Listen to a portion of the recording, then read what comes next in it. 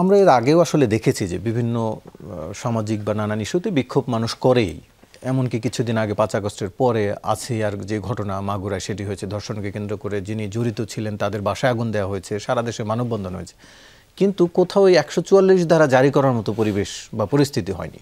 খাগড়াছড়িতে যদি, এখন আমি জানলাম যে সেটি মিথ্যা ঘটনা, যদি সত্যিও হয়ে থাকে সেটি এই পরিস্থিতিতে গড়ালো কেন যে 144 ধারা জারি করতে হলো? ধন্যবাদ আপনাকে এবং যমুনা টিভির দর্শক যারা সবাই দেখছেন সবাইকে আসসালামু আলাইকুম।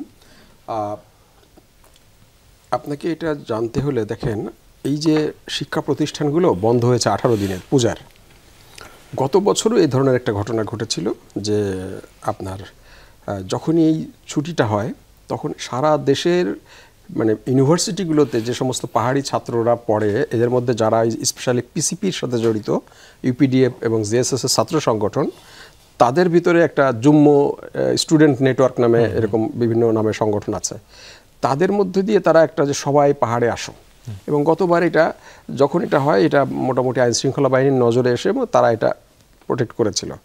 এবারেও কিন্তু এই কাজটা হয়েছে সারা বাংলাদেশের বিভিন্ন ইউনিভার্সিটিতে যে সমস্ত পাহাড়ি ছাত্ররা বিশেষ করে পিসিপি করে, এরা এই ছুটিতে কিন্তু এলাকায় গেছে।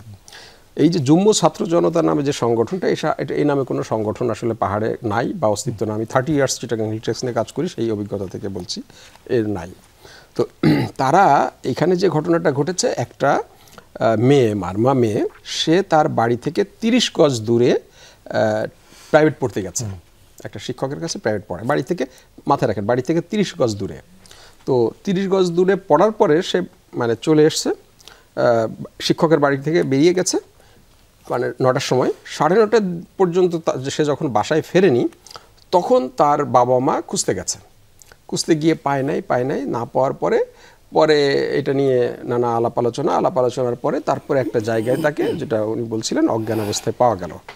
এখন প্রশ্ন, মেয়েটা বলছে যে তাকে 3 জন ধর্ষণ করেছে। এখন প্রশ্নটা হলো যে যদি এই যে মেয়েটার বাড়ি হলো, বাড়ি থেকে ওই টিউশনের যে বাড়ি অনলি 30 গজ, ম্যাক্সিমাম 30 গজ দূরত্ব, কিন্তু পাহাড়ের বাড়িগুলো তো সাধারণত একটু দূরে দূরে হয়। না, ওইটা হচ্ছে শহরে বাজারের কাছাকাছি। তো সেখানে তো রাস্তার উপরে যদি কেউ তাকে, 3টা ছেলে তাকে যদি মানে ধরতে আসে, সে যদি মিনিমাম চিৎকার দিতে পারতো, একটাবারও চিৎকার দিতে পারতো, তাহলে হয় তার প্রাইভেট টিচার, সে কাছাকাছি থাকলে প্রাইভেট টিচার, অথবা তার মানে বাড়ির লোকজন শোনার কথা, অথবা আশেপাশে শোনার কথা। সে বলছে যে আমাকে এসে মুখ চেপে ধরেছে, তারও বয়ান আর কি, যেটা আমি মামলার এফআইআরে দেখেছি, যে আমাকে মুখ মানে চেপে ধরেছে, আমি আর কিছু মানে জানতে পারি নাই, তারপরে আমাকে অজ্ঞান অবস্থায় নিয়ে গেছে এবং তাকে রেপ করেছে। এখন পুলিশ, যেখান থেকে তাকে উদ্ধার করা হয়েছে, পুলিশ সেখানে গেছে তদন্তে। মানে একটা মেয়েকে যদি 3 জন লোক রেপ করে, তো সেই জায়গায় তো মিনিমাম কিছু ভাঙাচোরা বা ধস্তাধস্তির কিছু আলামত থাকবে। এ ধরনের কোনো ঘটনা সেখানে কিন্তু নাই, একটা জিনিস পরিষ্কার রাখেন। তারপরে যখন মেয়েটাকে নিয়ে আসা হলো, মেয়েটাকে নিয়ে আসার পরেই তারা একটা ছেলেকে, পাহাড়িরা এক চয়নশীল নামে একটা ছেলেকে খুঁজছে, মানে খুব হন্যে হয়ে খুঁজছে।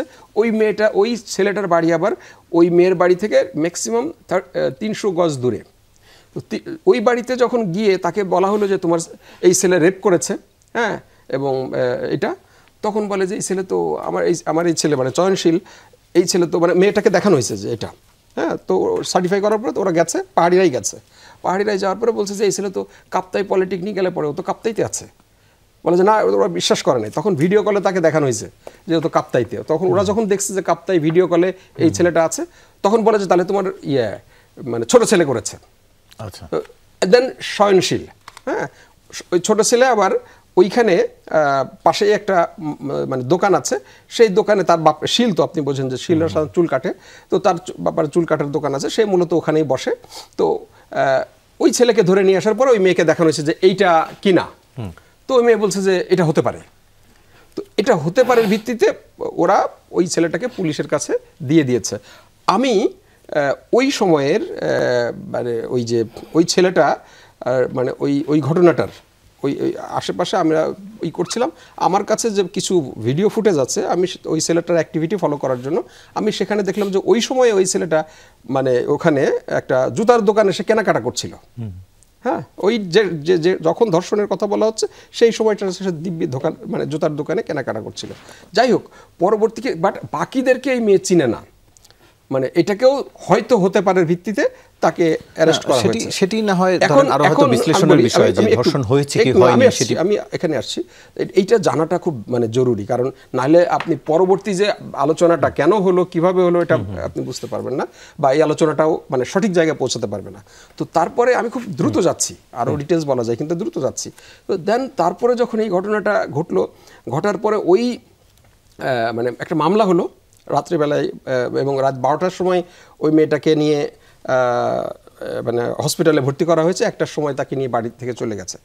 সকালবেলা আপনার পাহাড়ি যে এই যে যুগ্ম ছাত্র জনতা, তারা খাগড়াছড়ি শহরে অবরোধ করে দিয়েছে।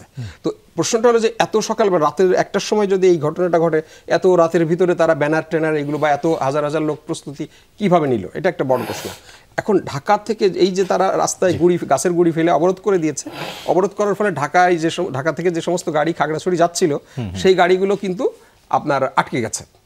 আবার সাজেক থেকে যে সমস্ত পর্যটনের যে গাড়ি তারাও আটকে গেছে। এখন যখন এইটা মানে আইন শৃঙ্খলা বাহিনী, পুলিশ, আর্মি তারা যখন এটা রেস্কিউ করতে গেছে, তারা ওখানে অ্যাটাক করছে। স্পেশালি চট্টগ্রাম থেকে আর্মির একটা গাড়ি আসছিল, তাদের এটা রেগুলার যেটা খাবার টাবার নিয়ে বা রসদ নিয়ে আসে, সেই গাড়িতে ওরা পাহাড়ের উপর থেকে অ্যাটাক করাতে একজন অফিসার সহ 4 জন সেখানে খুব মারাত্মকভাবে আহত হয়েছে, এবং সেই অফিসারের মাথায় 8টা সেলাই দিতে হয়েছে। এবং এরপরেও কিন্তু আর্মি ধৈর্য ধরেছে। তারপরের দিন যখন পরিস্থিতিটা, আমি মাঝখানে আর গেলাম না, তারপরের দিন যখন পরিস্থিতি মানে খুব খারাপ হয়েছে, অর্থাৎ গতকাল যখন পরিস্থিতি খুব খারাপ হয়েছে, ওখানে স্থানীয় প্রশাসন 144 ধারা জারি করেছে, এবং 144 ধারা তারা ভেঙে আবার তারা আন্দোলন করেছে। এবং গত রাতে মানে বিশেষ করে হিন্দু সম্প্রদায় থেকে মানে খুব আহ্বান জানানো হচ্ছিল যে যেহেতু সবাই পূজায় গেছে, পূজার উৎসবে যাবে, এবং পর্যটক ওখানে যারা টুরিস্ট যারা, তারা বলছিল যে যদি এখন তো এই 18 দিনের ছুটিতে বিপুল পরিমাণ পর্যটক পাহাড়ে, আলোচনায় ফিরছি।